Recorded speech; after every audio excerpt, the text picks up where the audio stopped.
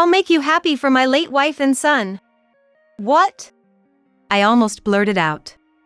I wondered whose wife and son he was declaring dead. Eavesdropping further, Thomas uttered something even more unbelievable. "You're all I have left after losing everything. Will you marry me?" I could never forgive Thomas for pretending that his wife and son were dead. To think he would go as far as lying and proposing to such a young woman. Of course, I couldn't just stay silent. When I looked at Brian, he met my gaze and nodded. Then, we stood up and approached Thomas. "Hello, your dead former family here. We've come back from the afterlife just for you, Dad." Thomas's eyes widened in shock at our sudden appearance. It was from there that Brian and I began our revenge on Thomas. "My name is Chloe. I'm a 48-year-old housewife and have been married for 24 years. I grew up as an only child in a family where both my parents were high school teachers. Although my grandmother took care of me when I was little, I spent a lot of time alone after she passed away when I was in middle school. My parents were often away from home even during summer breaks and other long vacations, as my dad coached baseball and my mom coached volleyball. Seeing my friends' moms at home being housewives or working part-time and being home in the evenings made me envious. So, I decided I wanted to be a stay-at-home mom when I got married and had kids instead of being out at work. Being a quiet person, I never had a boyfriend until I graduated from college.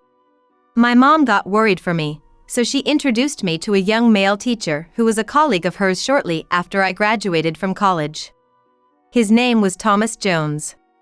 He had a nice figure, and he was handsome. According to my mom, he was sociable and well-liked by the students. He seemed too good for someone quiet and plain like me. But Thomas, respecting my mom as a more experienced teacher, took our relationship seriously. A year after we met, Thomas and I got married. Having felt lonely as a child, I told Thomas that I wanted to focus on our family instead of work. He agreed, saying he had felt the same as his parents both worked. He wanted me to stay at home. Thomas and I shared the same values. I thought we could build a happy home together. However, Thomas, being sociable, valued his relationships with colleagues and students. That's a good thing, but he often neglected life at home. We rarely spoke to each other, and when we did, it was only when he had something he needed me to do. "I'm glad that you became a housewife to take care of this household, Chloe. I can rely on you for anything." Thomas always flattered me like this, leaving everything to me, even things he could do himself. But hearing this made me feel needed, and I tried to take it positively. I suppose it would have been better to get mad at him and say, "I'm not just a housekeeper, you know." On top of that, since the beginning of our marriage, he would never be home at night during the weekends. He would usually be out drinking with his colleagues or his former students. Indeed, I had heard from my parents that many teachers would drink to relieve their stress. But my parents were different. My mom didn't drink, and my dad rarely went out for a drink out of consideration for my mom. I realized some teachers really enjoyed their drinks seeing Thomas's lifestyle. But I kept quiet at first because it didn't affect our living costs.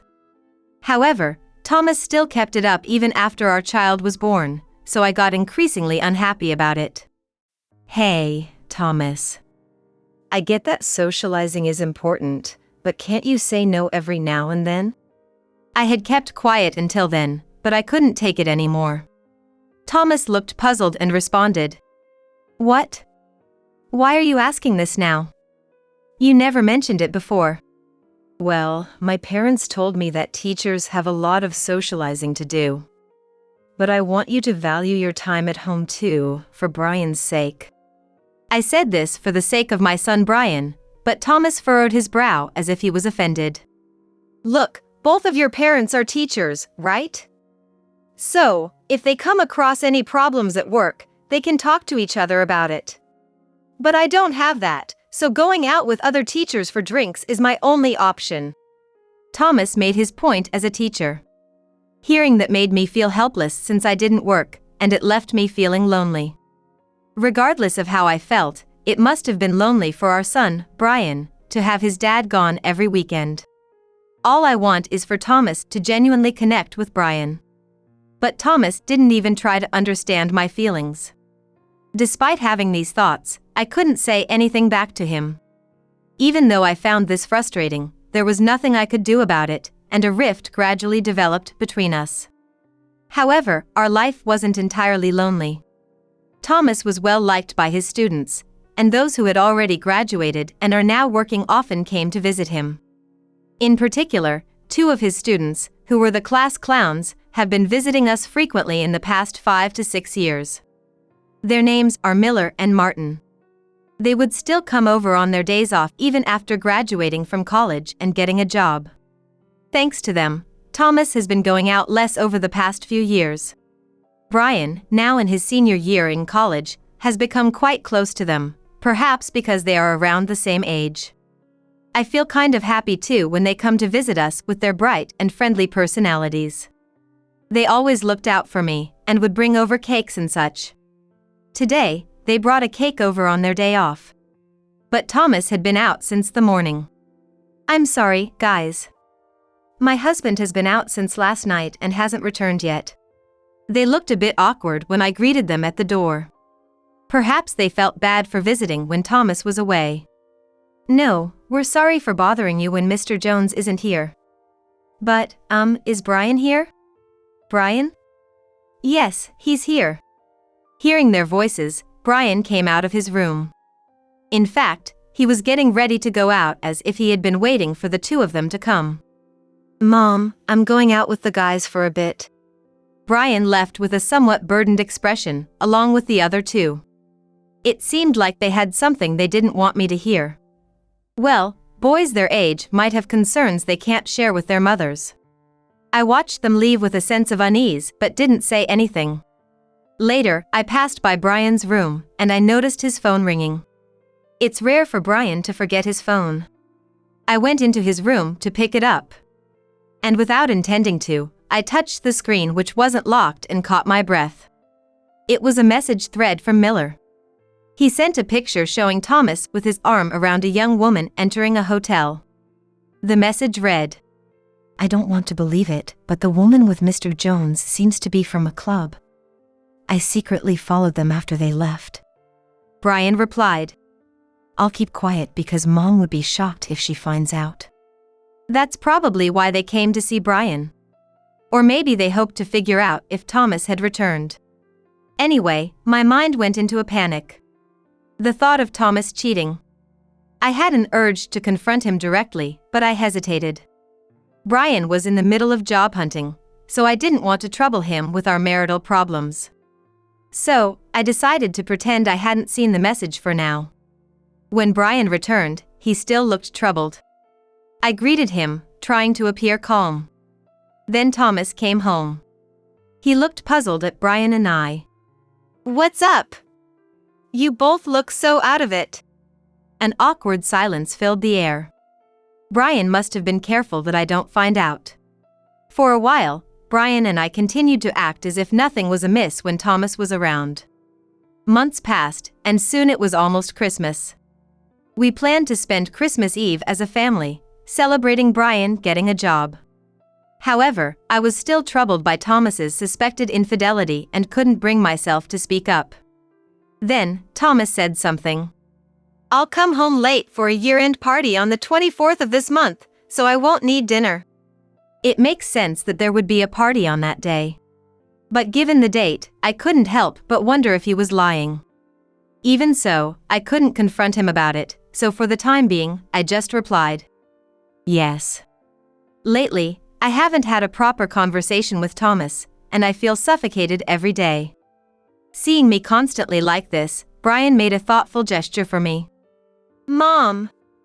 Actually, I got 2 dinner vouchers for a hotel where Miller's relative works. It's for the 24th, but let's go together. Really? You want to take me out for dinner? Don't you have someone else you want to go with? I asked Brian shyly in reply to his invitation, but Brian answered as if he was trying hard to come up with an excuse. No, Miller and Martin seem to have plans that day. And my friends from school said they'd be spending it with their girlfriends. I decided to accept the invitation because Brian was concerned about my loneliness. It's been years since I've gone out for a meal with Brian. And it's at a very fancy hotel, so I thought I might dress up a bit. I was looking forward to the day with such excitement, but I never imagined I would encounter such misfortune on that day. And then, on the night of the 24th, Brian and I went to the hotel for dinner. It was more luxurious than I had imagined, and I almost faltered for a moment. I nervously entered the restaurant on the top floor of the hotel and was led to our table by a waiter. It felt more like a place where couples come to propose than a mother and son dining together. Looking around, there were indeed many young couples. In particular, the couple sitting by the window with the woman in very flashy makeup and clothes, and I couldn't believe my eyes when I saw the man sitting opposite the woman.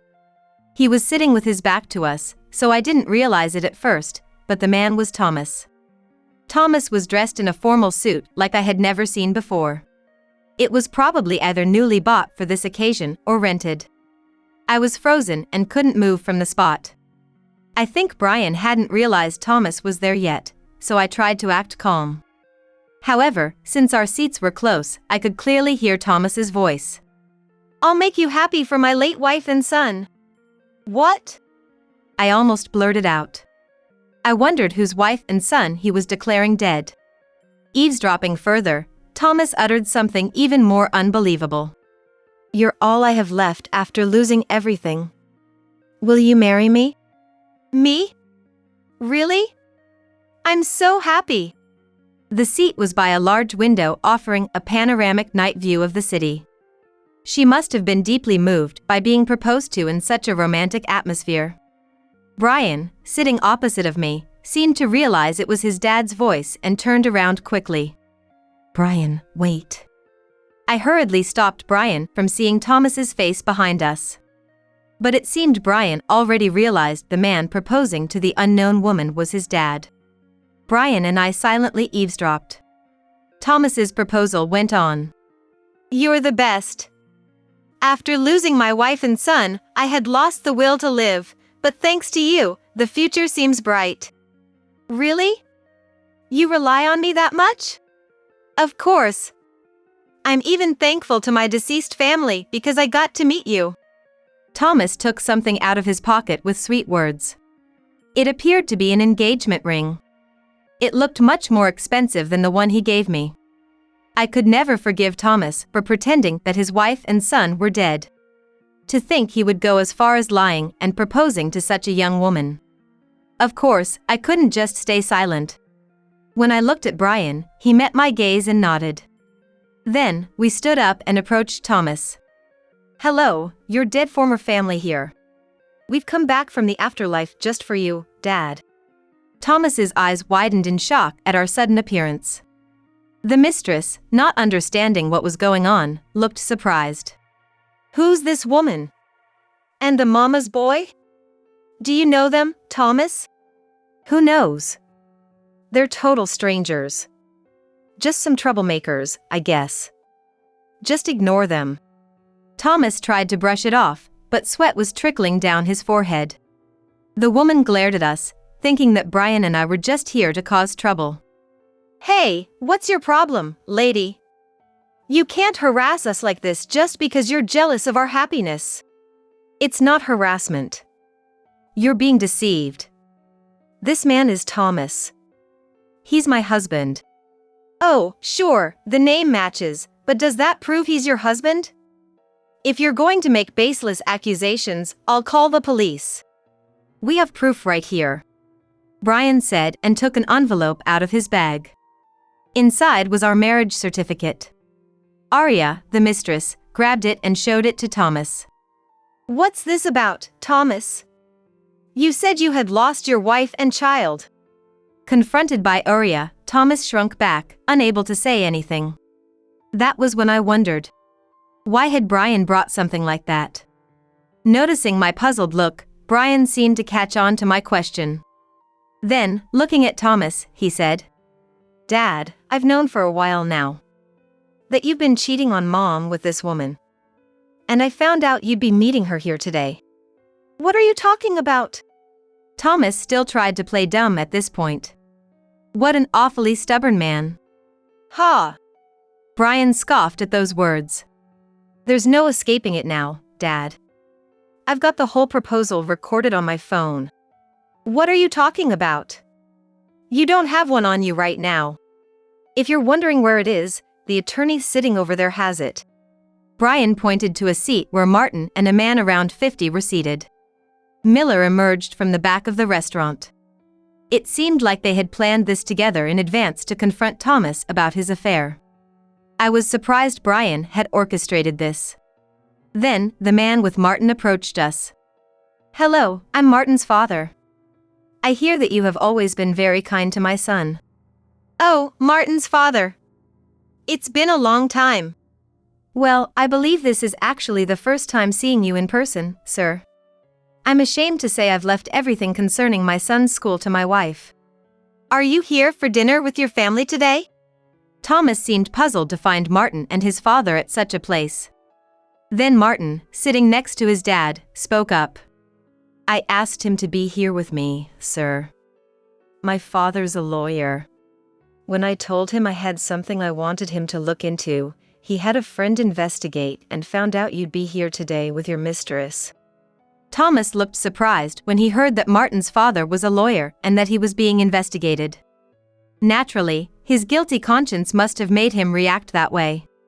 I had no idea they had gone as far as to involve an attorney and a private investigator. Thomas glared at me sharply. Chloe, what is this all about? I have no idea either. Mom has nothing to do with this, Dad. We're the ones who planned everything. Hearing these unexpected words from Brian, Thomas's eyes widened even more, and he froze in place. I wondered why Brian would go to such lengths. Then, Brian explained how he came to know about Thomas's affair through a message from Miller. Brian had been talking with Miller and Martin about what he could do without me finding out. But the three of them couldn't find a solution on their own, so Martin talked to his father, who is a lawyer. Even though it was a personal request, Martin's father agreed to help and had a private investigator look into Thomas's surroundings. One of Miller's relatives works at the restaurant where Thomas was meeting his mistress that day. They provided the dinner tickets to stake out Thomas. I wasn't sure whether to bring Mom along, but I wanted to clear things up. I couldn't stand the thought of you and Dad just pretending to be a couple anymore. I couldn't bear it. So, that's why Brian invited me here. I thought Brian was still a child. Yet, he had been thinking about his parents this much. I was truly surprised to see how grown-up Brian had become before I knew it. As I was lost in thought, Martin suddenly looked at Thomas and made a shocking statement. Mr. Jones, my father and his friend found that Aria is actually Mia, who was in the same class as Miller and me in our freshman year. What? Her name is Aria. It even says so on her business card. That must be a pseudonym for the club. Don't you remember Mia, who dropped out in December of our freshman year? That's her. Upon hearing this from Martin, Thomas looked at the woman named Aria. Aria? You're that girl, Mia, from back then. What are you talking about? Who's Mia? I don't know any Mia. Aria was desperately denying it, but she seemed to be panicking. Seeing Aria like this, Martin showed us a photo on his phone. A friend of mine went to the same middle school as Mia, and he showed me the graduation album. I took a photo of Mia's picture with my phone. Look at the large mole under the left eye. Isn't it the same as yours? Martin pointed at Aria's face. Aria covered the area under her eye with her hand, but it was too late. She gave up and smiled wryly. If I'm caught, so be it. Yes, I'm Mia, the one who couldn't stand being in Mr. Jones's class during my freshman year of high school.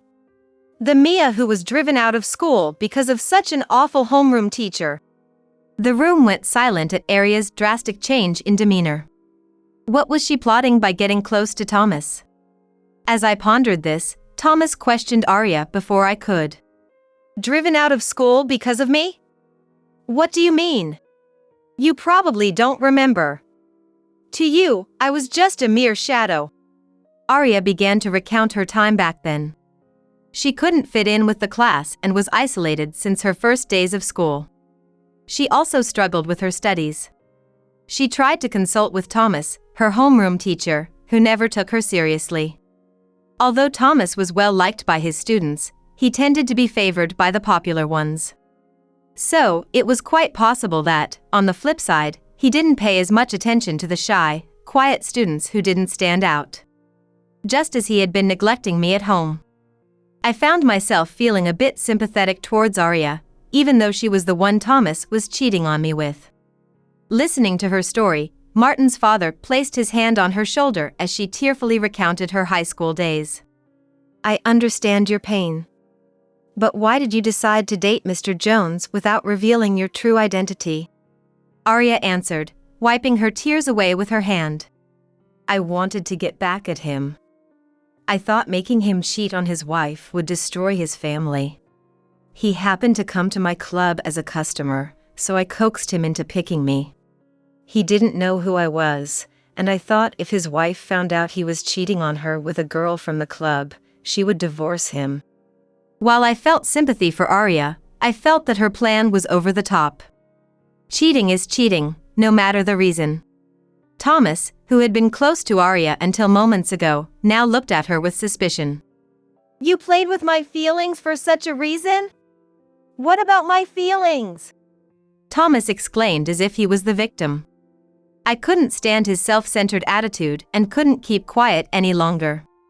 Enough! Playing the victim now? Cheating is cheating, isn't it? I've known about it all along. My sudden outburst caused a stir around us. What's the matter, Chloe? You're not acting like yourself. I've been keeping it to myself until now. Disappearing every weekend with friends or whatever, and now cheating? I will never forgive you. I let out all the feelings I had been bottling up inside. Thomas seemed unaffected, showing no signs of remorse. I was bored at home because you wouldn't talk much. So, I ended up accepting invitations from my colleagues or taking my students out for a drink when they asked me for advice. I'm a teacher, after all. It's not my fault. So what? Both my parents were high school teachers, and they cared for my family. You're just making an excuse. It would have been great if you were a teacher too, but anyway, I felt uncomfortable being with a wife like you with nothing to talk about. So. Enough, Dad! You're embarrassing us! Brian's blow silenced Thomas immediately. Martin's father, witnessing the whole scene, tried to calm Thomas down. Mr. Jones, I heard from my son and my late wife that you are a good teacher. However, family is irreplaceable. I lost my wife 2 years ago, but you have such a wonderful wife. Please cherish the time with your family from now on. No, that won't be necessary. Let's end this. I've already talked to my parents, and they said I can come back home anytime. I felt bad for interrupting the kind words offered to me, but I needed to make my feelings clear. Thomas looked panic-stricken. What? What about me?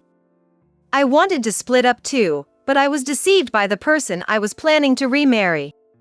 Deceived? You were the one lying about your wife and child being dead. As we were arguing, Martin's father stepped in. Looks like it would be best to take this to court.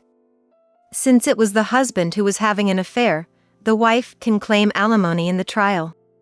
I will also take responsibility and pay the alimony. Arya, who had been silent until now, seemed to realize the gravity of her actions and offered to pay. Thomas was cornered and had no way out. After the trial, the divorce was finalized. Of course, I was able to claim alimony from Thomas. Arya, or rather, Mia, offered to pay alimony as well, but I declined. I couldn't forgive her for the affair, but she seemed genuinely remorseful. Since Thomas also had a part in her losing her job, I decided to settle things amicably with her. Thomas complained that it was unfair he was the only one paying alimony. He shows zero signs of remorse. Anyway, now that the divorce is finalized, I don't care about Thomas anymore. Later, I heard from Martin and his father that Thomas's affair with a student and our divorce became a rumor throughout the school. The rumor spread quickly among the parents, leading to a flood of complaints to the school. This led to Thomas losing the trust of his students and their parents, forcing him to resign. He tried to find another place to work, but few schools in his area were willing to accept him due to his bad reputation. The only school that offered him a position was located far in the countryside. But Thomas, who had enjoyed popularity, refused, saying he didn't want to be in such an unpopular area. Struggling to find employment and falling behind on rent, he was kicked out of his apartment by the landlord. With nowhere to go, Thomas then attempted to move in with Miller, who was living alone. "Mr. Jones, please don't destroy the respect I had for you. You look pretty pathetic right now." He was immediately turned away with those words. His current whereabouts are unknown. After the divorce, I moved back to my parents' home for the time being. Brian, having found a job, started living on his own and is now completely independent. My parents wished Brian had lived with them a bit longer, feeling a bit lonely. However, I too will be leaving my parents' home soon. As a matter of fact, I've hit it off with Martin's father since the divorce fiasco, and I'm getting remarried with him. He's a busy lawyer but always makes time for me. I probably won't be lonely anymore. And Brian is very happy for us. I feel like I've been putting up with things in my life for so long. But I've decided to move on from that. Having little work experience, I decided to try something new and became a clerk in my new husband's office. It takes some getting used to at first, but my husband and the rest of the staff are kind enough to give me training for my job. I feel very happy being with someone I love both personally and professionally. Life has become enjoyable for me. Now, it's time to start a new life for me.